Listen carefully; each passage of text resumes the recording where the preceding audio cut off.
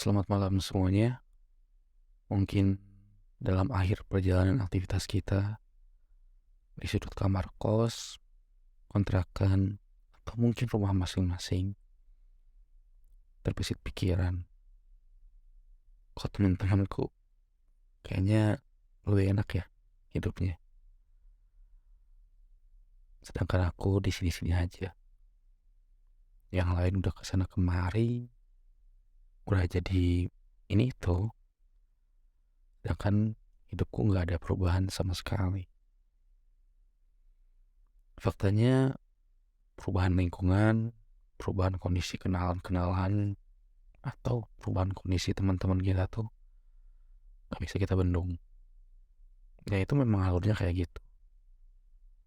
Perubahan yang terjadi ya antara memilih atau dipaksa. Bahkan diri kita sendiri pun ada di titik sekarang. Mungkin banyak yang ada dalam keterpaksaan. Contohnya teman-teman yang harus bekerja di bidang yang tidak teman-teman sukai, tapi terhalang dengan ekonomi. Itu adalah keterpaksaan yang timbul, dan itu menjadi jalan hidup teman-teman dan jalan hidup kita semua. Tapi apakah itu salah? Mungkin salah di mata kita, mungkin salah di pikiran kita, karena nggak sesuai dengan apa yang kita mau, nggak sesuai dengan apa yang kita harapkan, dimana harusnya kita tuh nggak kayak gini.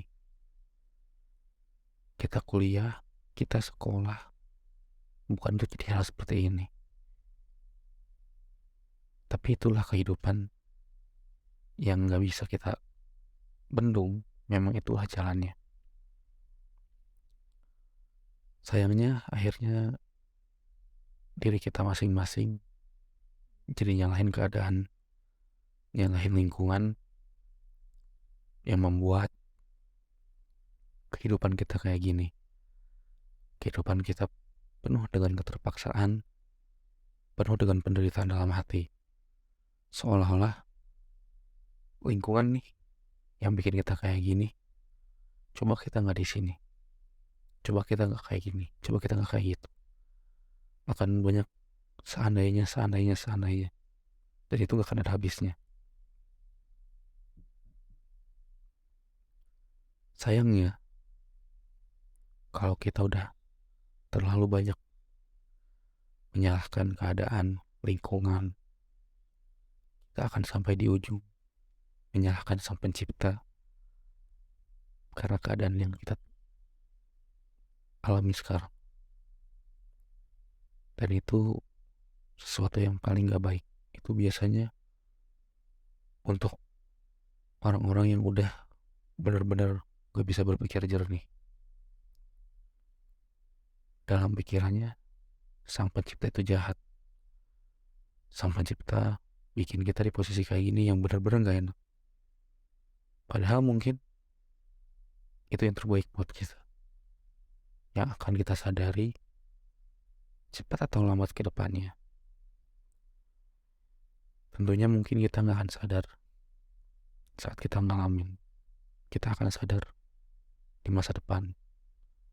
Entah besok, entah bulan depan, entah tahun depan, atau mungkin di kehidupan kedepannya. Kita akan sadar setelah itu. Kita sadar hal yang kita nggak suka itu baik.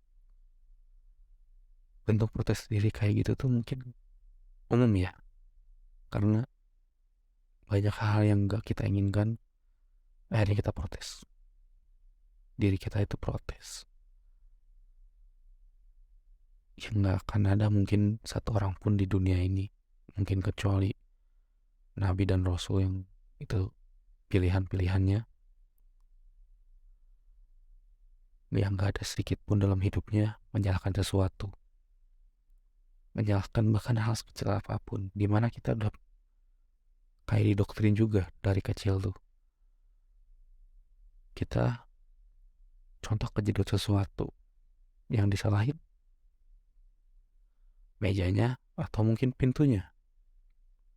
Padahal yang tentunya salah kita.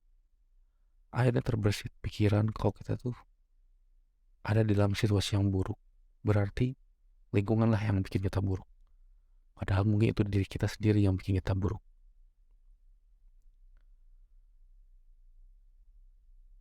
Saat kita memikirkan hal-hal yang udah tercapai sama lingkungan, muncul tembok-tembok di dalam diri kita. Ya, tembok ini dalam tanda kutip pembanding, teman-teman. Banyak orang yang bakal diem di depan tembok itu. Kok diem? Soalnya pas kita ngadepin tembok itu, kita tuh nunggu antara badan yang gerak buat naik tembok itu, melewati tembok itu, melewati batasan diri kita, atau suara kita yang naik terucap buat memaki tembok itu karena menghalangi jalan kita. Kita nggak tahu kalau kita udah ada di posisi kayak gitu tuh kita bakal milih yang mana. Mungkin bahkan saya pun bilang kayak gini, kalau ada di posisi teman-teman yang sulit, saya nggak tahu harus berbuat apa. Tentunya banyak dari kita ngalamin dua hal itu, dan itu pasti nggak akan luput. Permasalahan lainnya, temboknya bukan satu, mungkin gak cuma satu, tapi itu banyak banget, banyak banget, bahkan sampai akhir hayat pun akan tetap banyak tembok-tembok itu, tembok-tembok pembanding antara kita dengan lingkungan, antara kita dengan orang yang kita kenal. Contohnya, kita sekolah dibandingkan dengan nilai, kita kuliah dibandingkan dengan tempat kuliahnya, dibandingkan nilainya, dibandingkan dengan apa-apa-apanya, sampai kita ditanya kapan lulus. Anak kata nggak udah lulus. Kita nggak akan luput dari pembanding-pembanding itu yang menembok, membuat menghalangi pandangan kita yang itu terbentuk dalam diri kita. Sampai nggak sedikit orang-orang tuh pergi dari area tembok-tembok yang ngalangin. Mereka udah capek memaki, capek mengumpat, pergi. Tapi pas udah berusaha untuk pergi, balik lagi. Karena ya lingkungan tadi memaksa mereka untuk menghadapi tembok-tembok tersebut. Akhirnya, dengan keikhlasan, penerimaan diri, pasrah. Pasrah di sini mungkin nggak kayak meratapi, tapi kita tetap berusaha semaksimal mungkin. Yang hasilnya nanti ditentukan sama yang Maha Kuasa. Dimana nanti kita nggak akan peduli lagi dengan pencapaian lingkungan kita. Karena semuanya udah diatur sama yang Maha Kuasa.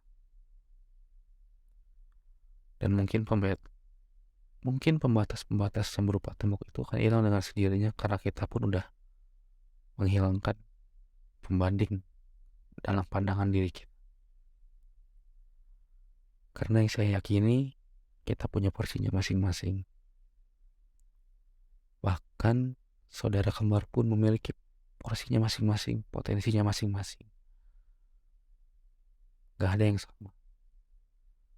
Ingat, saudara kembar pun bahkan sidik jarinya berbeda. Terus kenapa kita harus membandingkan satu dengan yang lain? Untuk kebaikan masih bisa oke lah gitu. Tapi untuk yang kita rasa nggak terlalu penting, jangan ya. Karena sekeras apapun usahanya, segila apapun usahanya, banting tulang mau gimana pun, kalau bukan takdirnya, ya nggak akan dapet. Coba teman-teman mungkin pernah ada di posisi, mungkin saat kuliah atau mungkin saat sekolah, udah les, sudah belajar di rumah sampai malam, sampai ketiduran depan buku. Itu luar biasa sih ya. Tapi ternyata masih kalah sama teman-teman yang lain. yang kita tahu usahanya kayak gimana, tapi kan kita nggak tahu takdirnya kayak gimana. Jadi yang saya yakini, usaha harus dimaksimalkan, tapi hasil kita serahkan sama Sang Pencipta.